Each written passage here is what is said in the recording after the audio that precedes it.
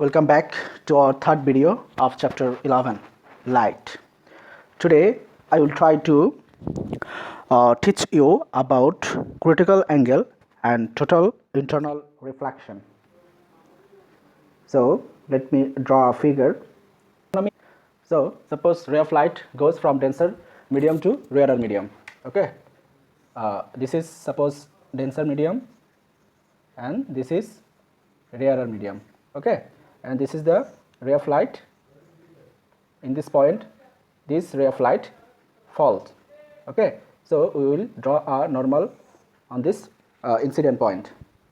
Okay, suppose this is normal and this is ray of incidence, and the as we know when ray of light goes from denser medium to rarer medium it bends from the normal, অর্থাৎ normal থেকে দূরে সরে যাবে। So এটি একটি bend হয়ে যাবে। ঠিক আছে, তাহলে এই পথে সাপোজ রিফ্র্যাকশনটা এই পথে ঘটলো, একটু বেঁকে গেল। এটা তো আমরা এর আগের ভিডিওগুলো থেকে শিখেছি।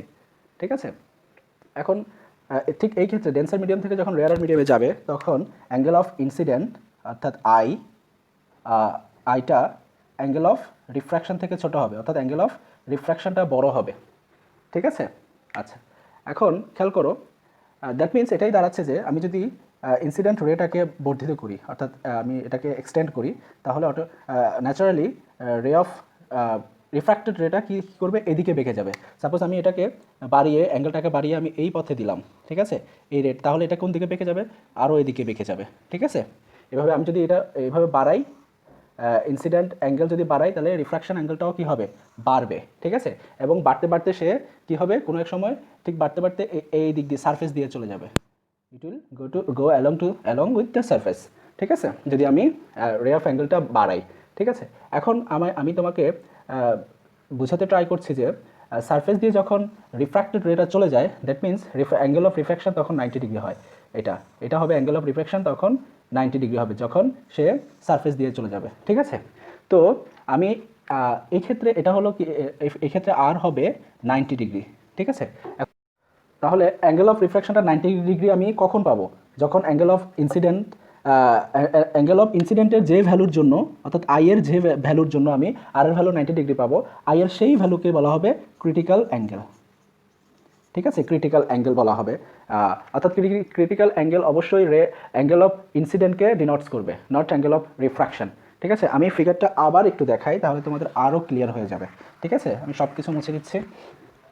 সাপোজ এটা হলো আমাদের, এটা তো আমরা বুঝবো যেটা হলো রে অফ ইনসিডেন্স। ঠিক আছে, রে অফ ইনসিডেন্স, তাহলে এ একটু বেন্ড হয়ে এদিকে চলে যাবে, তাহলে এটা হবো রিফ্র্যাকশন রে। ঠিক আছে, এখন আমি যদি রে অফ ইনসিডেন্সকে বাড়াই, অ্যাঙ্গেলটাকে যদি আমি বাড়াই, অর্থাৎ এটা এই ডিগ্রিটা, এই অ্যাঙ্গেলটা আছে, আমি যদি এখন একটু বাড়িয়ে এটা আমি অ্যাঙ্গেল অফ ইনসিডেন্স করি, অ্যাঙ্গেল অফ ইনসিডেন্স করি, তাহলে সে আরও বেঁকে যাবে। ঠিক আছে, এদিকে বেঁকে যাবে, এবং আমি যদি এটাকে আরও বাড়াই তাহলে সে কোনো এক সময় সারফেস দিয়ে চলে যাবে, এটা এই সারফেস দিয়ে চলে যাবে। ঠিক আছে, অর্থাৎ অ্যাঙ্গেল অফ রিফ্র্যাকশনটা 90 ডিগ্রি হবে। ঠিক আছে, এখন আমি সাপোজ এই অ্যাঙ্গেলের জন্য, এই যে এই অ্যাঙ্গেলের জন্য আমি এটা মুছে দিই, বাড়ানোর পর এই অ্যাঙ্গেলের জন্য, এই অ্যাঙ্গেলটা, ঠিক আছে, এই অ্যাঙ্গেলটার জন্য সাপোজ রিফ্র্যাক্টেড রেটা সারফেস দিয়ে চলে গেল, তাহলে এই অ্যাঙ্গেলটাকে আমি বলবো ক্রিটিক্যাল অ্যাঙ্গেল। ঠিক আছে, that means critical angle denotes করতেছে কিন্তু অ্যাঙ্গেল অফ ইনসিডেন্সকে, অর্থাৎ আইকে, নট অ্যাঙ্গেল অফ রিফ্র্যাকশনকে। কারণ অ্যাঙ্গেল অফ রিফ্র্যাকশন আমরা তো জানি, অ্যাঙ্গেল অফ রিফ্র্যাকশন সারফেস দিয়ে গেলে সেটার ভ্যালু হবে 90 ডিগ্রি। ঠিক আছে, সেই ক্ষেত্রে আমি অ্যাঙ্গেল অফ ইনসিডেন্সের ভ্যালুটাকেই বলবো ক্রিটিক্যাল ভ্যালু বা ক্রিটিক্যাল অ্যাঙ্গেল। তাহলে আমি যদি তোমাকে ডেফিনেশনটা দিই তাহলে আরও ক্লিয়ার হয়ে যাবে তোমার কাছে। Let's follow the definition of critical angle. Critical angle is the angle of incidence. Angle of incidence মানে critical angle-টা হলো আসলে ইনসিডেন্সের angle that causes the angle of refraction equal to 90 degree, অর্থাৎ যার কারণে, অর্থাৎ যেই অ্যাঙ্গেল অফ ইনসিডেন্সের কারণে অ্যাঙ্গেল অফ রিফ্র্যাকশনটা 90 ডিগ্রি হয়, সেই অ্যাঙ্গেলটাকে বলা হচ্ছে ক্রিটিক্যাল অ্যাঙ্গেল। আমি আরেকটু ফিগারটা ড্র করি, এটা হলো ডেন্সার মিডিয়াম, এটা হলো রেয়ারার মিডিয়াম। ঠিক আছে, তাহলে এটা হলো ইনসিডেন্স রে, এটা হলো নর্মাল, সে বেন্ডস হয়ে এদিকে যাচ্ছে। আমি যদি এটাকে আরও বাড়াই, সাপোজ এটাতে বাড়াই, তাহলে এটা হলো রে অফ ইনসিডেন্স, আর সে তখন বাড়ালে কী হবে, সারফেস দিয়ে চলে যাবে, আর সারফেস দিয়ে চলে যাওয়ার অর্থ হলো অ্যাঙ্গেল অফ রিফ্র্যাকশনটা হলো 90 ডিগ্রি। তাহলে আমার এই অ্যাঙ্গেলটা হবে তোমার ক্রিটিক্যাল অ্যাঙ্গেল, মানে অ্যাঙ্গেল অফ ইনসিডেন্সের অ্যাঙ্গেলটা হবে ক্রিটিক্যাল অ্যাঙ্গেল। ঠিক আছে, এটাই হবে আমার তোমার ক্রিটিক্যাল অ্যাঙ্গেল, নট এটা। রিফ্রাকশন অ্যাঙ্গেল তো 90 ডিগ্রি, এই 90 ডিগ্রি আমি কোন অ্যাঙ্গেলের জন্য পেয়েছি? এই অ্যাঙ্গেলের জন্য, ইনসিডেন্সের এই অ্যাঙ্গেলের জন্য। সো এই অ্যাঙ্গেলটাকে বলা হচ্ছে ক্রিটিক্যাল অ্যাঙ্গেল। ঠিক আছে, আশা করি তোমরা বুঝতে পেরেছো। আর এই ক্রিটিক্যাল অ্যাঙ্গেলকে ডিনোটস করা হয় এই সাইন দিয়ে, এটাকে বলা হয় থিতা সি। ঠিক আছে, সি মানে এই সি মানে ক্রিটিক্যাল অ্যাঙ্গেল, আর এটা হলো থিতা সাইন, মানে এভাবে দিয়ে এটা হলো থিতা, থিতা, কেউ থিতা বলে, কেউ থেটা বলে। তো থিটা, এটা যে কোনো অ্যাঙ্গেল ডিনোটস করে এই সিম্বলটা।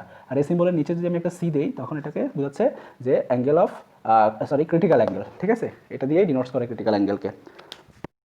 নাও টোটাল ইন্টারনাল রিফ্লেকশন, আমাদের টপিকটা হলো টোটাল ইন্টারনাল রিফ্লেকশন, মানে পূর্ণ অভ্যন্তরীণ প্রতিফলন। দেখো, ডেন্সার মিডিয়াম থেকে রে অফ লাইট যখন রেয়ারার মিডিয়ামে যাবে, সেক্ষেত্রে আমরা একটু আগে শিখেছি, সাপোজ NO এই রেটা ইনসিডেন্স রে, তাহলে সে রিফ্র্যাকশন রে হবে একটু বেন্ড হয়ে যাবে ON প্রাইম সাপোজ। ঠিক আছে, আচ্ছা, আমি যদি এই অ্যাঙ্গেলটাকে আরেকটু বাড়িয়ে এই যে এটাতে বাড়াই, অর্থাৎ আমি যদি MO ইনসিডেন্স রে করি, তখন সে আরও নর্মাল থেকে আরও বেন্ড হয়ে সে সারফেস দিয়ে চলে যাবে, অর্থাৎ সারফেস দিয়ে চলে যাবে। দ্যাট মিনস এই যে এটা, অর্থাৎ MO এটা হলো আমার থিটা সি, অর্থাৎ ক্রিটিক্যাল অ্যাঙ্গেল।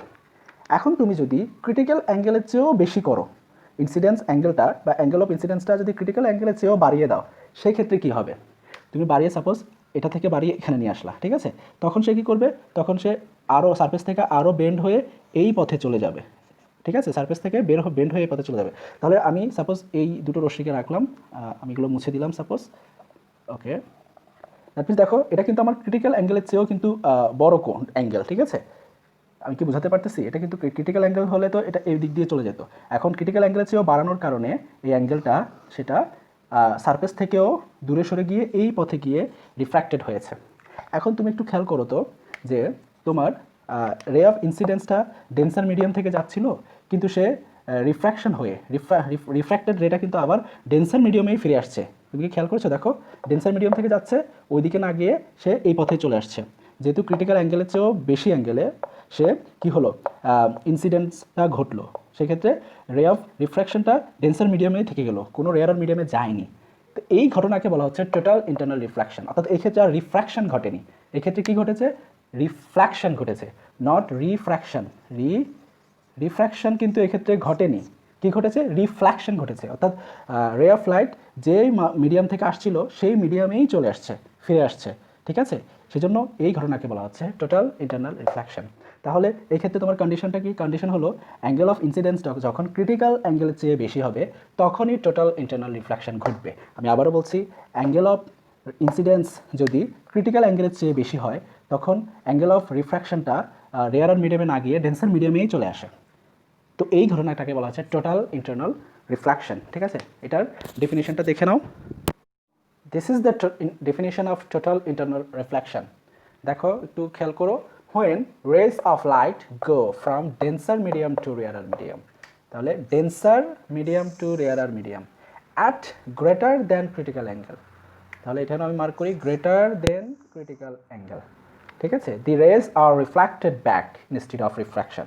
আমি এটা একটু আবার বলি, হোয়েন রেজ অফ লাইট, যখন আলোর রেগুলো go from denser medium to rarer medium, denser medium থেকে রেয়ারার মিডিয়ামে যায় at greater than critical angle, critical অ্যাঙ্গেলের চেয়েও বেশি অ্যাঙ্গেলে। ঠিক আছে, the rays are reflected back, সেই রেগুলো কি হয়? রিফ্লেক্টেড হয় ব্যাক, মানে রিফ্লেক্টেড হয়ে ফিরে আসে ইনস্টিড অফ রিফ্র্যাকশন, রিফ্র্যাকশনের পরিবর্তে, মানে সেখানে কোনো রিফ্র্যাকশন ঘটে না, রিফ্লেকশন ঘটে। ঠিক আছে, this phenomenon is called total internal reflection.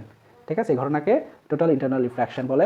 এখন টোটাল ইন্টারনাল রিফ্লেকশনের এই ডেফিনেশন থেকে আমরা দুটো কন্ডিশন, তোমরা বইতেও লেখা আছে, আমি এখান থেকে দুটো কন্ডিশন মার্ক করে দিচ্ছি, এটা কিন্তু পরীক্ষা আসে। The condition of total internal reflection, condition number 1 এটা, যে সে অবশ্যই রে অফ লাইট কী হতে হবে? ডেন্সার মিডিয়াম থেকে রেয়ারার মিডিয়ামে যেতে হবে, denser to rarer, not rarer to denser. Okay, এটা হলো এক number 1 condition. Number second condition হলো গ্রেটার দেন ক্রিটিক্যাল অ্যাঙ্গেল, অবশ্যই সে রিফ্র্যাকশন অ্যাঙ্গেলটা গ্রেটার দেন ক্রিটিক্যাল অ্যাঙ্গেল, মানে ক্রিটিক্যাল অ্যাঙ্গেলের চেয়ে বেশি অ্যাঙ্গেলে কী করতে হবে? ইনফ্যাক্টেড ইনসিডেন্ট রেটা হতে হবে বা ইনসিডেন্ট অ্যাঙ্গেলটা হতে হবে। এটাই হলো তোমার দুটো কন্ডিশন। ঠিক আছে, now I would like to summarise today's video. আমি আজকের এই ভিডিওটাকে দুটো পয়েন্টে সামারাইজ করতে পারি, এই দুটো পয়েন্টে। ঠিক আছে, পুরো ভিডিওটা তোমরা বুঝতে পারবে এই লাস্ট ফিনিশিংয়ে দুটো দেখলে। দেখো, when r equals to 90 degree then I is called critical angle। ঠিক আছে, যখন আর মানে কি অ্যাঙ্গেল অফ রিফ্রাকশন যদি 90 ডিগ্রি হয় তাহলে আই ইকুয়ালস টু কি অ্যাঙ্গেল অফ ইনসিডেন্স, সেটাকে আমরা বলবো ক্রিটিক্যাল অ্যাঙ্গেল। বুঝতে পারছি?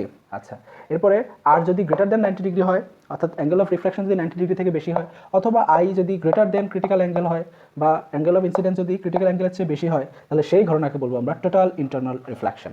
তাহলে আমি আশা করব আজকের ভিডিওটা বুঝতে পেরেছো। তবে বই পড়লে সবচেয়ে বেটার, এই ভিডিওটা দেখার পর আবার একটু বই পড়বে, ঠিক আছে? তাহলে তোমরা এই ভিডিও দেখার পর এবং ভালোভাবে বই পড়ার পর তোমাদের SW থাকবে বুক সিকিউ টু, এই চ্যাপ্টারের বইয়ের 2 নাম্বার সিকিউর তোমাদের SW থাকবে। ওকে, ভালো থাকবে, আল্লাহ হাফেজ।